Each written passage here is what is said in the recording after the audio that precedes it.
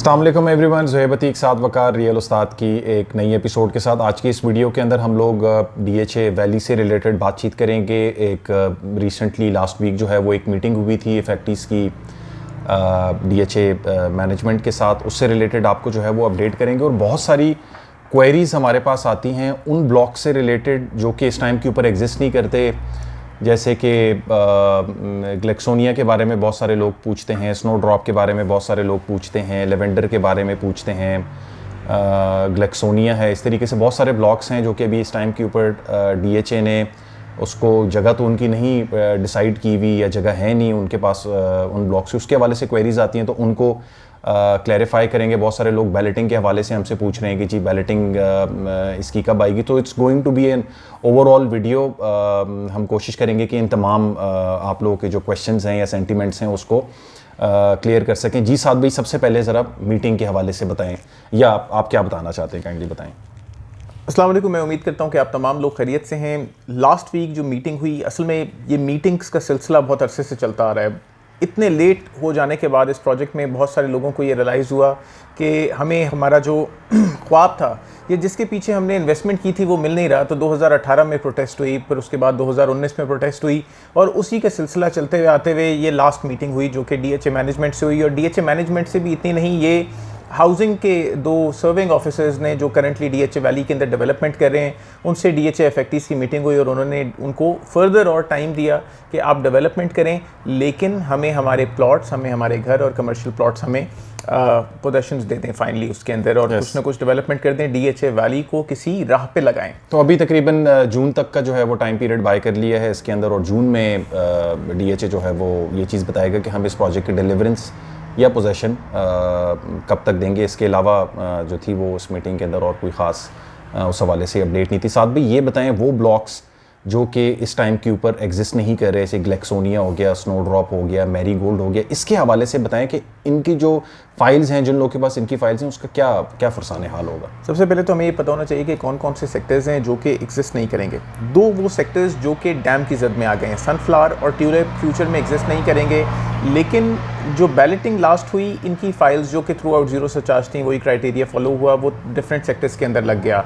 इनकी files Bluebell में लगी, बोगनविला में चली गई, मैग्नोलिया में शिफ्ट हुई, तो इसी तरीके से रीशफल हो गई ये फाइल्स। फिर वो तमाम सेक्टर्स के जिसको अभी तक DHA ने कंसिडर ही नहीं किया, jasmine, daisy, eglantine, marigold, gloxinia, iris, lotus, lavender, zinnia, snowdrop. और स्नो ड्रॉप की ख़ास रिक्वेस्ट हमें सऊदी अरब से हमारे एक भाई ने की, और उन्होंने कहा कि स्नो ड्रॉप के ऊपर बताएं। तो ये तमाम सेक्टर्स एक ही साथ होते हैं। मैं इंडिविजुअली किसी एक सेक्टर पे बताऊं, या फिर बहुत सारे लोग मैरी गोल्ड के बारे में पूछते हैं, इसी तरह मुताबिक सेक्टर्स के बारे में पूछते हैं, तो हमें चाहिए कि हमने सोचा कि सबको एक साथ कलेक्टिवली करके बताते हैं। तो इन सेक्टर्स को अभी ऐसे जो हमारी लास्ट इन्फॉर्मेशन है कि DHA ने मोस्ट प्रॉब्ली डेजी की कुछ ज़मीन को एक्वायर किया हुआ है, जैस्मीन की तरफ अभी कुछ ना कुछ थोड़े से हिस्से को एक्वायर किया हुआ है, लेकिन अभी ऐसा जिसके ऊपर कोई डेवलपमेंट नहीं हुई। डेजी के ऊपर ये सुनने में आया था कि कुछ ना कुछ डेवलपमेंट उन्होंने स्टार्ट किया है, लेकिन मुमकिन है कि वो ब्लूबेल की एक्सटेंशन बने और डेजी फ्यूचर में एग्जिस्ट ना करे। इसी तरीके से अगर हम एग्लेंटाइन की, आयरस, लोटस, लेवेंडर की, जीनिया, स्नो ड्रॉप की,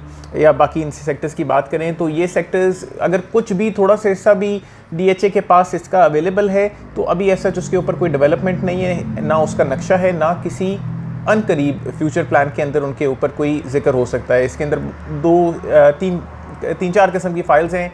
5 मरला 8 मरला की जनरल फाइल्स हैं जो कि 6,82,000 या 9,15,500 की वर्थ रखती हैं। शोहदा और आर्मी एलोकेशन जो सूबेदार ऑफिसर्स को अलॉट हुई हैं, उसके अंदर 3.25 लाख रुपए की 5 मरले की और 6 लाख रुपए की 8 मरले की फाइल्स हैं, जिनके अंदर ये प्राइसेस जमा हुई हैं, इन्होंने जमा करानी है। अभी अनफॉर्चुनेटली मैं ये तो उम्मीद करता हूँ कि शायद जो आर्मी एलोकेटेड फाइल्स हैं या शोहदा एलोकेटेड फाइल्स हैं, अगर वो इसके ऊपर कोशिश करें तो वो किसी और सेक्टर में या किसी और फेज़ में या किसी और शहर की किसी और सोसाइटी में आर्मी उनको रीएलोकेट कर सकती है। लेकिन जो रेजिडेंशियल फाइल्स हैं उनके लिए, जैसे बहरिया के अंदर आप एडजस्टमेंट करवा लें, या बहरिया कराची के अंदर या फेज एक्सटेंशन के अंदर, इस तरीके की कोई ना कोई ऑप्शंस आएंगी फ्यूचर में किसी वक्त, वो ऐसा नहीं है कि इस साल में आ रही हूँ या इससे अगले साल में आ रही हूँ, मुमकिन है कि 2-3 साल बाद, 4 साल बाद इस तरह की ऑप्शंस आ रही हूँ।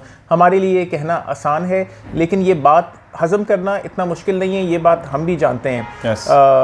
और लेकिन हजम करना आसान नहीं है, मुश्किल आसान नहीं है। हमारे लिए बात आसान है, हमने ये बात कर दी है। हाँ। लेकिन उसके ऊपर बहुत बार तनकीद का निशाना हम बनते हैं, लेकिन ये वो फैक्ट्स हैं जो कि हमें पता है और आपसे शेयर करते हैं।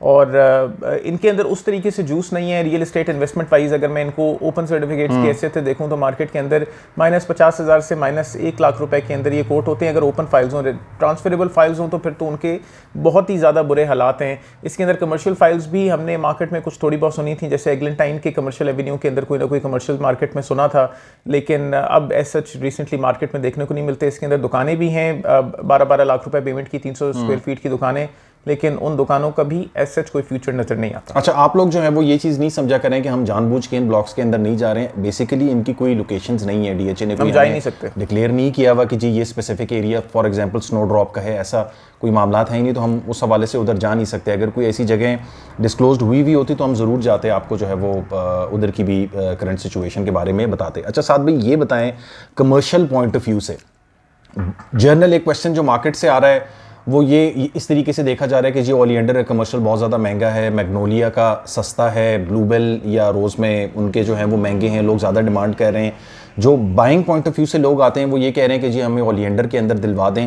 वो क्राइटेरिया आप समझाएं। बेसिकली बहुत सारे लोगों को उस चीज़ की समझ नहीं है कमर्शियल पॉइंट ऑफ व्यू से कि बैलेट का जो है वो क्या क्राइटेरिया है, और इस टाइम के ऊपर अगर कमर्शियल की बाइंग करनी है तो किन ब्लॉक्स के अंदर करनी चाहिए, या कौन सी ऐसी फाइल है जो कि बाय करनी चाहिए। देखिए ज़ुहैब भाई, आमतौर पे कोर्ट केसेस में ये होता है कि एक आज का डिसीजन पुराने डिसीजंस के ऊपर डिपेंड करके आप लेते हैं कि अब नहीं समझ आ रही तो पुराना कैसे हुआ था उसके हिसाब से देखते हैं, और ये डेफिनेटली कानूनदान बेहतर समझ सकते हैं। इसी तरीके से सोसाइटीज़ के अंदर भी, जैसे डीएचए वैली के अंदर जैसे होम्स में हुआ, through out zero surcharge home को बैलेट कर दिया गया, इररिस्पेक्टिव ऑफ कि उसका ओरिजिनल नंबर क्या था। बहुत सारे लोगों के पास शुरू के 100 नंबरों के अंदर होम्स थे, लेकिन वो बैलेट नहीं हुए। बहुत सारे लोगों के पास 1000 की सीरीज में होम्स थे, वो बैलेट हो गए अपनी सरचार्ज हिस्ट्री के ऊपर। इसी तरीके से रेजिडेंशियल प्लॉट्स के अंदर क्या हुआ, रेजिडेंशियल प्लॉट्स के अंदर जो सनफ्लावर और ट्यूलिप्स के through out zero surcharge history की फाइल्स थी, वो ब्लूबेल और बोगनविला के अंदर, मैग्नोलिया के अंदर मर्ज हुई। इसी तरीके से ऐसा भी हुआ कि ओलिएंडर में रेजिडेंशियल फाइल होते हुए ओलिएंडर का प्लॉट पुराने नंबर्स में यानी नॉन बैलेटेड फाइल होते हुए वो रोज़ में शिफ्ट हो गया, और इसी तरीके से किसी सेक्टर में शिफ्ट हो गया, क्योंकि शायद ओलिएंडर में उतने 8 मरले के प्लॉट देने के लिए थे ही नहीं सोसाइटी के पास, लेकिन फाइल की कैटेगरी बहुत अच्छी थी कि उसको रीबैलेट होना चाहिए था। हम कमर्शियल के अंदर भी यही चीज़ एक्सपेक्ट करते हैं।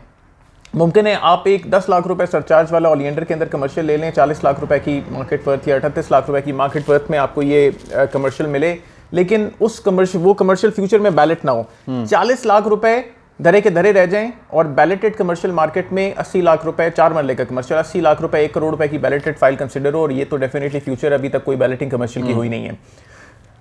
किसी भी सेक्टर में ले लें, जैसे रेजिडेंशियल फाइल का, मैं दोबारा प्रेसिडेंट्स के ऊपर आऊँगा, पहले कैसे हुआ था। आप सनफ्लावर और ट्यूलिप के अंदर कमर्शियल लेते हैं, सनफ्लावर ट्यूलिप का कमर्शियल मार्केट में 33-34 लाख 35 लाख के ब्रैकेट के अंदर फॉल करता है, एक सरचार्ज हिस्ट्री के ऊपर। 4 मरले कमर्शियल, 4 मरले का कमर्शियल, ओपन ट्रांसफर कमर्शियल, इसके ऊपर 20,30,000 रुपए की पेमेंट जमा हुई भी है। तो ये कमर्शियल हो सकता है ब्लूबेल में लग जाए। 2013 के अंदर जब मार्केट के अंदर बहुत ज़्यादा हाइप थी ब्लूबेल के कमर्शियल, फेक मार्केट के अंदर किसी ने कहा कि भाई हमारे पास ब्लूबेल का कमर्शियल है, 20 लाख रुपए की पेमेंट जमा हुआ कमर्शियल, मार्केट में 80-80 लाख रुपए की या 1-1 करोड़ रुपए की डिमांड में आ रहा था, और लोग बयाने करने के लिए तैयार थे कि यार किसी तरह ब्लूबेल का कमर्शियल मिल जाए, जबकि ब्लूबेल को कोई फिलहाल सड़क नहीं, रास्ता कोई उसका नहीं बन रहा, या कोई उस तरह का सिलसिला नहीं है ना। ब्लूबेल उस तरीके से यानी डेफिनेटली डेवलप तो सबसे ज़्यादा था, लेकिन कोई एक्सेस उसकी नहीं थी।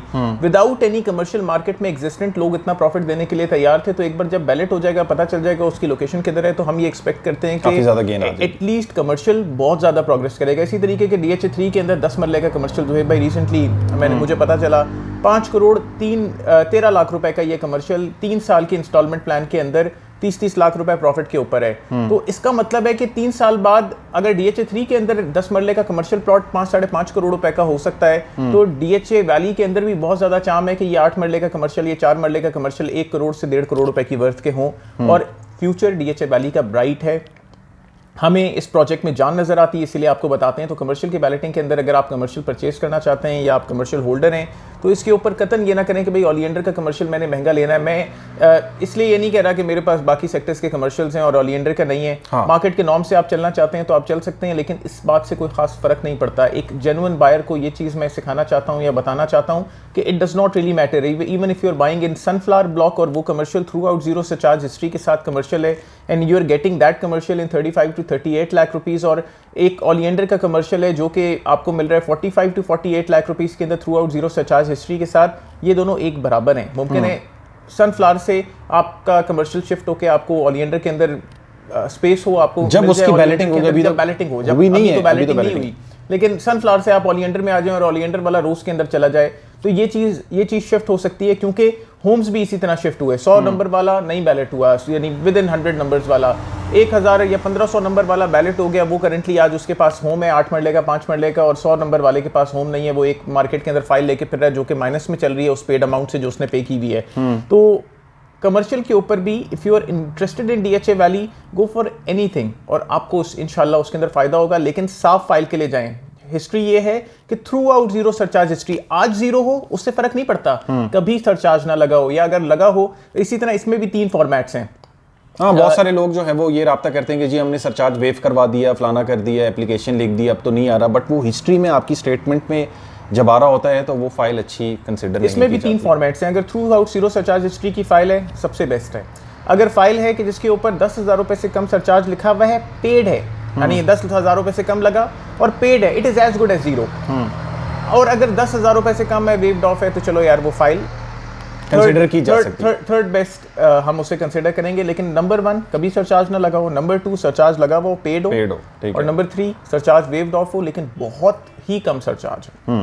तो ये बेसिकली आज के जो वीडियो का हमारा क्रक्स था वो ये था कि ये मेजर कुछ सवालात आ रहे थे पिछले काफ़ी दिनों से, और हम ये सोच रहे थे कि उनको हम आप लोगों के आगे जो है वो ब्रीफ करें, उसको एक्सप्लेन करें। बहुत सारे लोगों को ये चीज़ समझ में नहीं आ रही है कमर्शियल पॉइंट ऑफ व्यू से। लोग समझ तो रहे हैं कि ये एक अट्रैक्टिव इन्वेस्टमेंट है इस टाइम के ऊपर, बट उनको वो क्राइटेरिया नहीं समझ में आ रहा है। रेजिडेंशियल में फिर भी बहुत सारे लोग जो हैं वो उसको समझते हैं। और कुछ ऐड ऑन करना चाहते हैं साथ में? If you have a throughout zero surcharge history commercial, we have buyers जो परचेज करना चाह रहे हैं। अगर आप ऐसा कोई कमर्शियल हमारे साथ शेयर करते हैं जिसके ऊपर कभी सरचार्ज नहीं लगा, वी हैव बायर्स। तो हमसे रब्ता करें, इंशाल्लाह हम आपको अच्छी डील इसके अंदर देंगे।